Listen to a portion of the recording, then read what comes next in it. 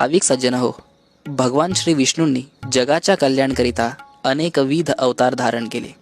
त्यातील भगवान श्री दत्तात्रेय हा अवतार जगाचे गुरुपद घेऊन अखिल विश्वाला मार्गदर्शन करण्यासाठी घेतला. इसवी सन 1149 मध्ये छेलीखेडे या गावात पंजाबमधून प्रकट होऊन भगवान श्री दत्तात्रेयांनी आगळा वेगळा बुद्धीला अगम्य असा श्री स्वामी समर्थ अवतार धारण केला. 229 वर्षे श्री स्वामी समर्थ महाराज हे अखिल विश्वामध्ये चीन, मलाया, सिंगापूर व संपूर्ण भारतभर भ्रमण करीत होते. इसवी सन 1378 मध्ये आंध्र प्रदेश येथील पिठापूर येथे श्रीपाद श्री वल्लभ हे नवीन नामाभिमान धारण करून होते.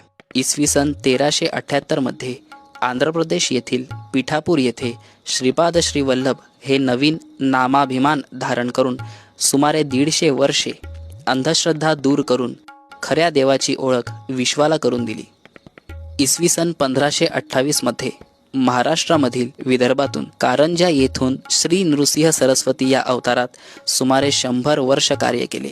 याच काळात औदुंबर, वाडी, गाणगापूर यासारखी महान तीर्थक्षेत्र तयार केली. संपूर्ण भारतात धर्मजागृती करून हिंदू साम्राज्याची स्थापना केली. इसवी सन 1856 मध्ये अक्कलकोटमध्ये प्रवेश करून सुमारे 22 वर्षे आगळ्या वेगळ्या पद्धतीने जो भेटेल त्याला दुःखमुक्त करून स्वयंभू बनवले. अनन्य भावाने चिंतन केल्यास सर्व प्रकारच्या योग मोक्षाची हमी दिली.